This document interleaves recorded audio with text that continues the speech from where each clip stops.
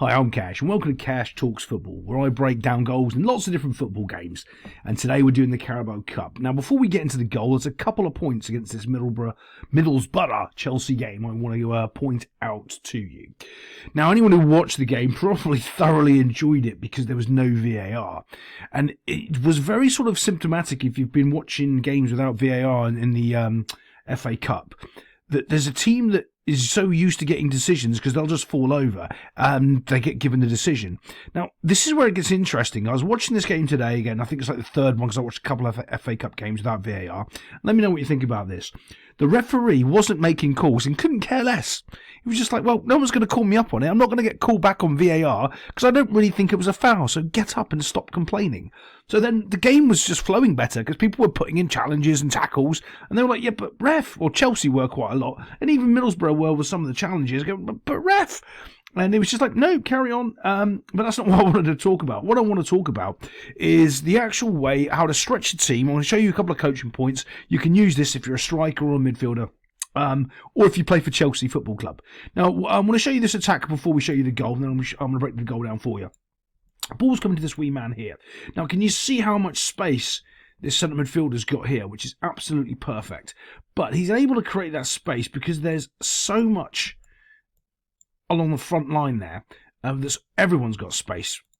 Chelsea's backing off, trying to win the ball, and because they're actually spread out correctly, it opens up the space for them. You see these actual gaps here? So when the ball gets played back, let's move it to here. This is the point I want it right up here. So this guy here, he can take a touch, he can spray it out here, he can try to play in the feet here, not an ideal pass, but he can split, like that's a difficult pass. Going through two players, inch perfect, out here into the space. That's a fucking difficult pass. It really is. And he pulls it off. But that's not the only point I want to show you. See, when Chelsea attack, Chelsea don't do this. They don't have another player out wide here. And here's more importantly, two bodies in the middle here. And because there's two, all three of these centre-backs are now taken up. Somebody else has to deal with the player wide. If you only have one player in the middle, one of these centre-backs, out of the three here, or whoever they might be, one of them's probably a right or left back or whatever, can come out wide and deal with this player. They can't because there's two people in the middle. That's the difference of having two people in the middle. It helps create all of this space out wide. Look at this. Absolutely massive areas because it's done correctly. And as we move this forward, now I want to show you the next thing. Now, if you're a striker and you're a bit slow, this is right up your alley. As you can see, the wingers have normally got pace and they're trying to get into the byline. So everyone is going back to stop that ball getting fizzed across the 6-yard box for the tap-in. That's not where you score your goals in these situations, though. And I'm going to show you as this opens up. So you can see a little bit more of this. Boom, boom, boom, boom. See the guy with his hand up. Can you see the separations in the lines and how quickly that comes apparent? Because the midfielders aren't checking back quite quick enough. But you can see that gap there. You can see that separation in the line happening quite easily there. And he is completely unmarked. Except for this guy doesn't have the composure and the talent to pick him up. Look, you can see it. Boom, right there. He tries to fizz a ball up. If he plays it into feet there, there's a reason he gets it as well. Because remember, all of these guys are facing this way.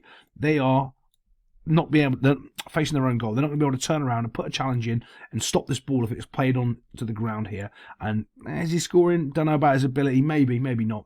But at least he's going to get a goal scoring opportunity. Instead, this man doesn't have the composure. He's playing in League One, doesn't really get it, and he whacks a ball up. And it turns out to be nothing. Look, doof, doof, doof. If he just fizzed it on the ground, this guy's got a real chance there of getting himself a goal. Speaking of goals, let's get on to it. So the ball's played into this centre midfielder here, and he's just hoofed it. It's come in, and he's just hoofed it in behind. Actually, he's done the right thing. The amount of times people are trying to play these little tiki-taka passes to get themselves out of trouble and do this, which is absolutely fine if there's a reason for it. What I mean by that is if they're two passes away for getting their centre midfielder on the ball and be able to play left or right, great. But 9 times out of 10, they can just play the ball over the top because they've got someone with a bit of pace that can run on and do a little bit of damage. Let's watch that. So let's move it on just a little bit, right, and then we're going to stop it here and have a look at what's going on. So what we can see right now is we've got two Middlesbrough players ahead of the two Chelsea players, and we've got one there, he's ahead of him. But you expect every single one of these Chelsea players, because they're basically neck and neck, neck and neck, neck and neck there, to actually get in front of their players there, just because of the physicality, the pace of them. They're just more athletic. There's a reason they're playing in the Premier League. But let's just move this on a little bit, and I'll show you why they score a goal. See if you can spot it already, because I'm trying to give you a hint. That's why I left that frame right there. Okay, so as the ball's bounced, it's moved on a little bit. I'm going to play it just a fraction so we can see what's going on here. Boom. Now here's the problem.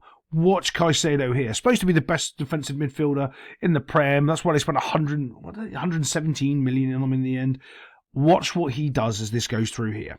Okay, you can see that, quite frankly, he's actually not bothered because he knows he's going to cut the pass out if it comes across the middle. Not too fast. Staying with his man. Watch what Caicedo does. And even here, I'm not sure who this is, can come over and cover for this player here. Do you remember what I was just talking about? That one coaching incident a second ago? Just coming in between the lines and just being free. This time, the guy finds the pass for the guy in between those lines that's free. Here he is. For some reason here, watch what Caicedo does next. Now, this is what's called overcoaching. And you know he's overcoached because he immediately puts his hands behind his back and stops trying to tackle the player. Watch.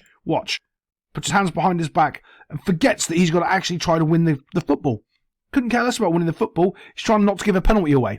That's what happens when you play with too much VAR, too many rules, too many regulations. This guy's completely unmarked in the box, gets his little touch, gets himself a goal, and puts some 1-0 up, going over to Chelsea away now, aren't they? So it'll be interesting to see what they do at Stamford Bridge, but that's called overcoaching. Stood there with his hands behind his back because he's worried about maybe giving a penalty away instead of just beating the guy for pace, which he can do easily, and just winning the football. Yes, that's what the problem is right there, boys and girls. I'll see you next time in Cash Talks Football.